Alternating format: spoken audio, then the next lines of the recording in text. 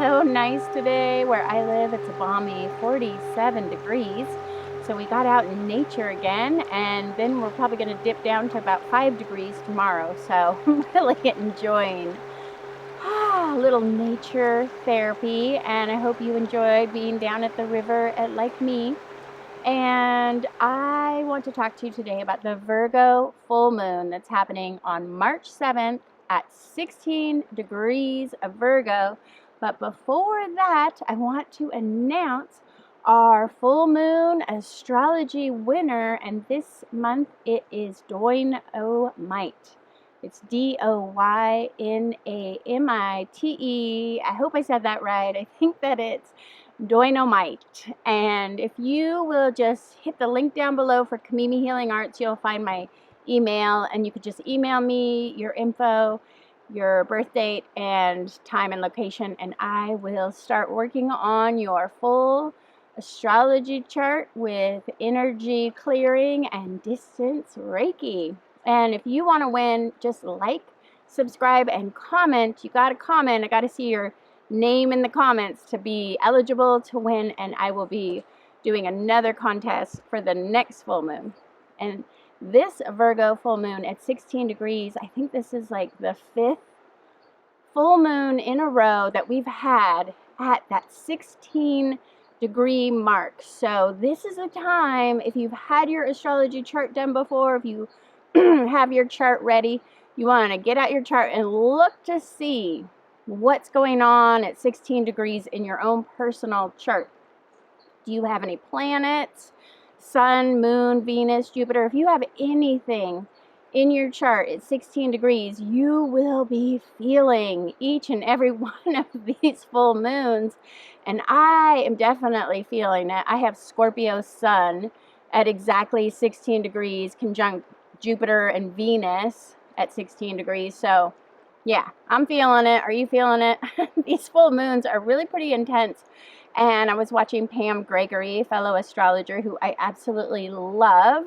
She's such an incredible teacher of astrology. And she was pointing out that 16 degrees in the tarot cards is the Tower card. Dun, dun, dun. If you know anything about tarot, you know when you get that Tower card, it's gonna be, that's the card you don't want to see. It's gonna be chaos, mayhem, the towers coming crumbling down, and literally our foundations, the old paradigm is crumbling before us now, and we are making way for this new era that we're stepping into, this new age of Aquarius. But here we are, born at the time of transition, and it's so beautifully represented by the 16 degrees Tower card. There will be massive changes, there's no doubt about it, and upheaval that is coming with this Virgo full moon.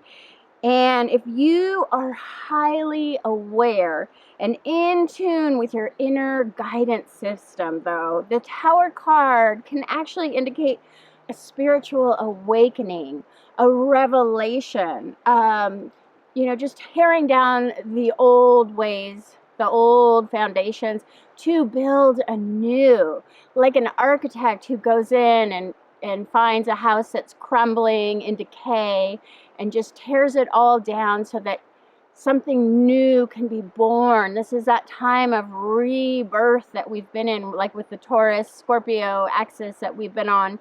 It's a time to rebirth, but within that rebirth there is a death, there is destruction to make way for the new that is coming in. And this year we'll enter that North Node Aries, and Aries is the first sign of the zodiac. So we are coming in even as soon as March, when we have that spring equinox in Aries, when the sun enters Aries and the zodiac wheel turns to the first house. We are being reborn, and this Aries Libra North Node axis that we're going to be on for all of 2023 is really saying that something new is birthing, something new is becoming, new beginnings, fresh starts, and it's really inspiring. But of course, the old ways have to just crumble And the house has to be demolished before we can make the new building, the new beautiful architectural design. So that's sort of where we are, where we find ourselves this Virgo full moon. And I was reading Biddy Taror, and she says, Biddy Taror, I'm going to leave a link down below in the description, because she has very optimistic, when you get a horrible card like the tarot, go to her site and she'll make you feel better about it. And she says the Tower card can be an opportunity to break free from the old ways of thinking that have been holding you back. And the Tower card can just also represent this renewal, this spiritual revelation that is coming. If you're highly sensitive and aware, you can rebirth with a higher purpose. You can forge the new path ahead from the rubble of whatever is destroyed. So thank you, Biddy Tarot, for that. For any of you have 16 degrees in any sign being repeatedly activated right now, there can be some cracks in your foundation, some things that need to change. And ultimately, we may just have something amazing that is about to come into our lives, and it's going to set us free from our old limiting beliefs. This can be a renewal, a new way of thinking as we move into that fifth dimensional. We're going out of that 3D, that limited belief, into this fifth dimensional paradigm where anything is possible, and we can make these quantum leap manifestations and transformations and powerful leap forwards under this influence too. So there is so many positives, and that's what I just keep telling myself, because our whole world is having this Tower moment right now where the old ways are collapsing and the new ways have not yet been created. We are all co-creating the new waves, the new ways forward, and it's really a time to get into your heart space, to promote more peace and love on our earth and just raise the energetic vibration. If you are a healer, if you do Reiki, if you're a light worker or starseed, we are being called right now to lift the vibration, the energetic vibration, so that we can move into this something better soon. And let's see, what else?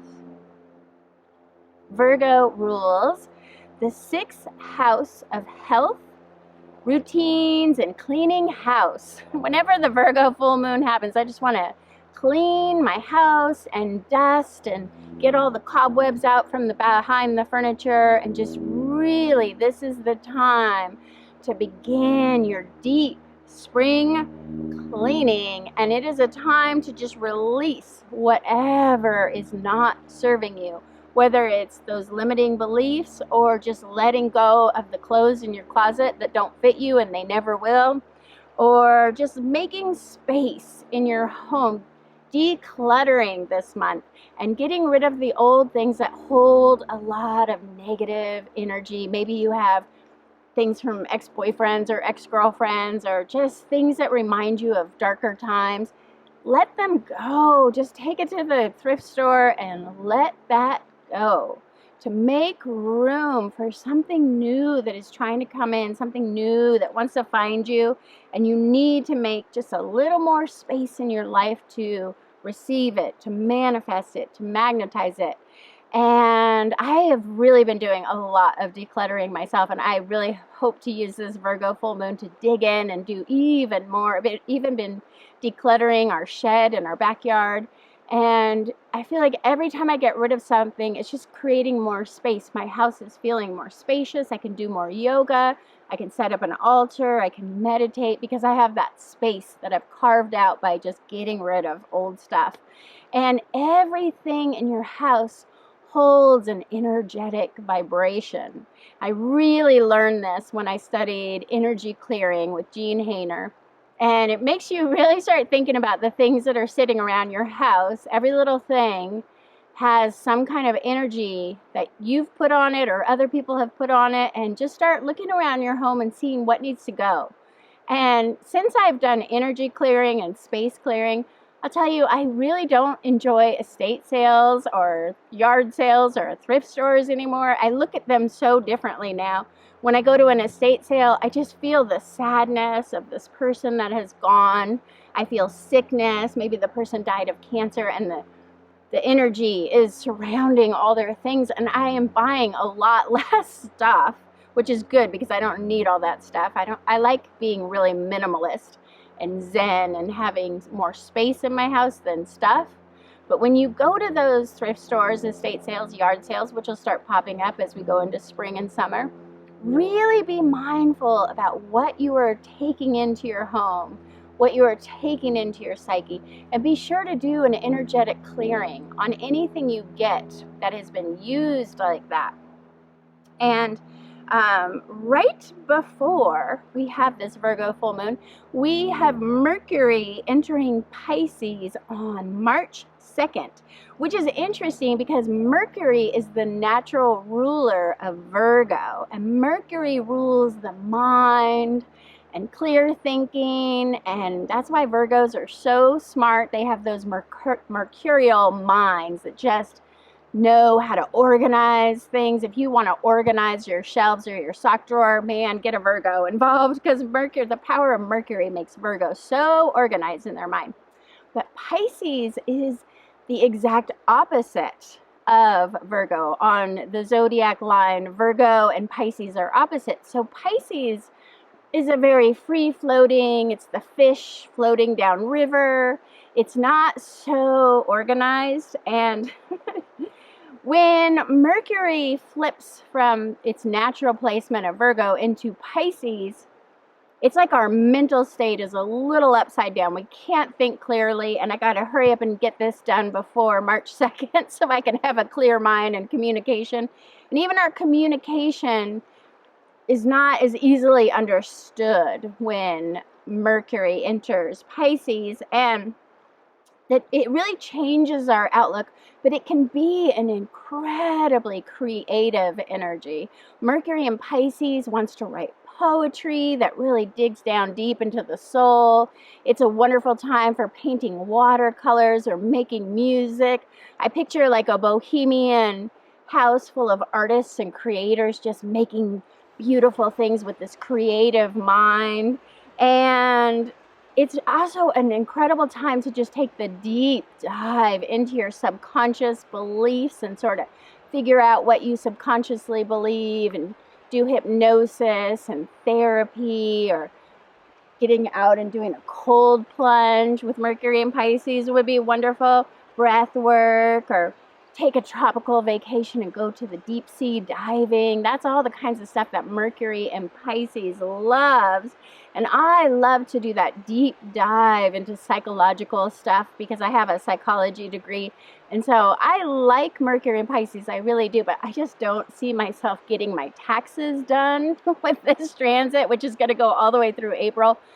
I don't know. I might have to file for an extension this year and wait till Mercury enters Aries and we get our ambition and our fire back, because Mercury in Pisces is incredibly creative, mystical, magical. Our intuition will be off the charts. We're just going to know things with Mercury. Our mind gets intuitive, mystical, magical, but our paperwork just might suffer for the mysticism of Mercury in Pisces. So look out.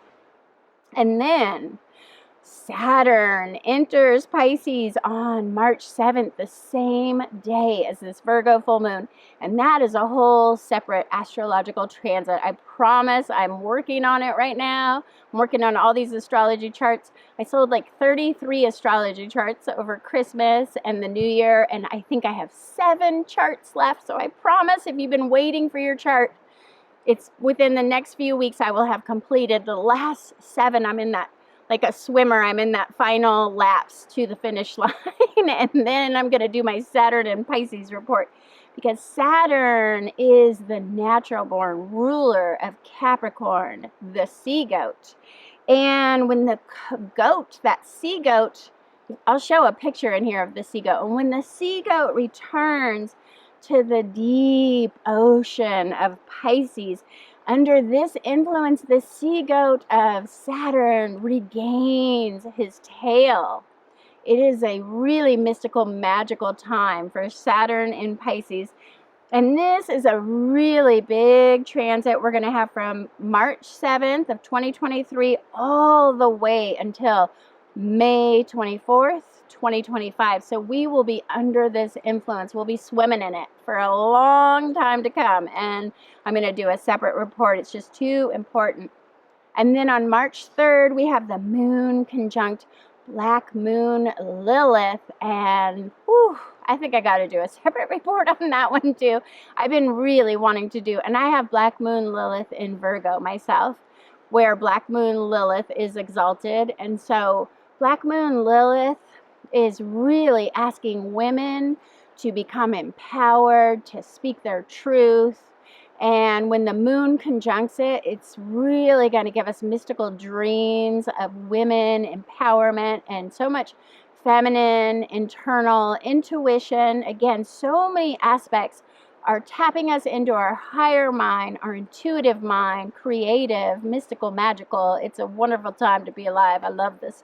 I'm a Pisces moon myself, so bring it on. Let's see what that moon conjunct Black Moon Lilith has in store. And then my all-time favorite is that we have Venus. Well, we have Venus, Jupiter, and Chiron all hanging out together in Aries. And you can see them all together in the night sky if you have a star app. I use a star app, and they really look like they're in Pisces right now. And that has everything to do with the sidereal Pisces, the procession of the stars. And that's a whole nother video, of course. But Venus on March 12th, Jupiter will conjunct Chiron. But before that, on March 2nd, Venus and Jupiter come together for this lucky kiss conjunction. And I'm going to do a separate transit for that because this is a really big deal. This is a time when we can just get so lucky we can manifest love and abundance. And after doing these astrology charts, I realized that everybody in the world just wants two things, it seems like: love and abundance, love and money. And so this transit on March 2nd is offering us a blessing of both love, Venus, and money, Jupiter. And when the king and queen come together for a lucky kiss, it is so magical. So you'll want to stay tuned for that. That's coming soon. And then we have the spring equinox on March 20th as the sun enters Aries, like I was talking about. Aries begins that's the really true astrological new year, because if you look at an astrology chart, of course, Aries is in that first house. So when the sun enters Aries on March 20th and we have the spring equinox, the whole zodiac wheel begins. And so that is an astrologer's New Year's Day. And then the very next day, the moon enters Aries. And so we have sun and moon both entering Aries, and the rebirth, the baby is born. We've been in a birth cycle. Like, I feel like all of last year we were in labor. The baby wasn't coming. It was a difficult labor, wasn't it? Whew, raise your hand if you had a difficult labor, because I know a lot of people had a really hard 2022. But now, as we enter the spring equinox, the baby is born and life gets really good again. And 2023 has so much hope, so much optimism. I'm really loving this year so much better than last year. And so bring on the spring vibes, bring on spring, summer, and all the optimism. And that's pretty much everything that's going on for this Virgo full moon. I want to read this crazy Virgo Sabian symbol, and I'd love to know if you are a Virgo, if you have anything in Virgo. For me, I have Pluto at 29 degrees. I got a strong Pluto in Virgo in the second house. So whenever Virgo comes around, it sort of transforms my wealth. And just depending on what planets you have in Virgo is how this moon will be flavored for you personally. So if you leave it, if you know it, if you have an astrology chart at home and you can look at your house of Virgo and tell me what planets you have there and leave it in the comments, I will give you a little mini reading and tell you what I think that means. And Virgo, if you have Virgo at 16 degrees, you will be definitely feeling this full moon.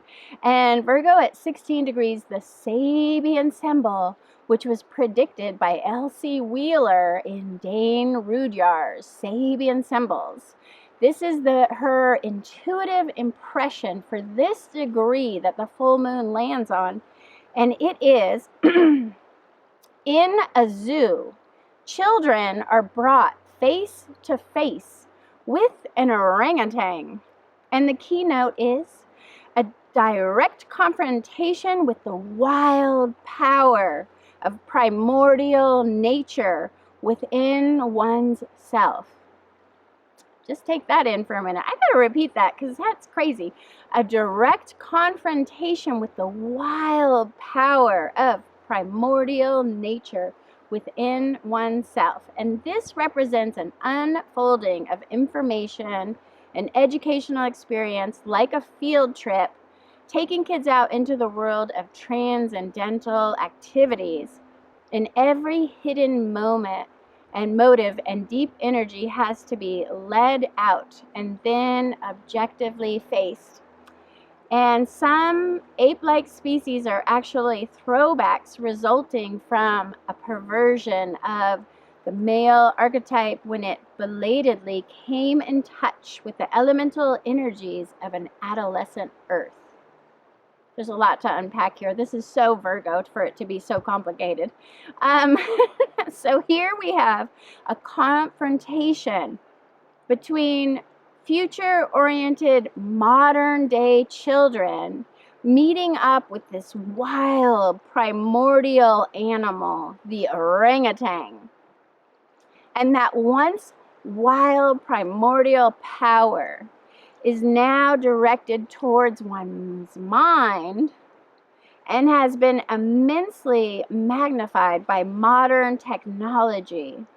Yet there are residual remains of this wild power in modern man's nature still to this day. And there is a karmic confrontation with one's true, organic, wild nature here. And for some reason, this reminds me of artificial intelligence meeting man. And now suddenly it's almost like the artificial intelligence, the robots, the computers are the intelligent, advanced technology children at the zoo meeting the primordial orangutan, which maybe we are the primordial wild-powered orangutan, and technology is the advanced modern children being born. I don't know, that's crazy, but that is kind of a wild one. And I just hope you have a wonderful Virgo full moon. If you can figure out what that Sabian symbol is and understand it, let me know down in the comments what you think, because that was really mentally challenging. But that's because I don't have much Virgo in my chart. So maybe you have more Virgo and you understood that Sabian symbol. And I look forward to seeing you on the new moon and the spring equinox and the Venus-Jupiter conjunction, all to come. Thanks for watching. Please like, subscribe, and comment for a chance to win.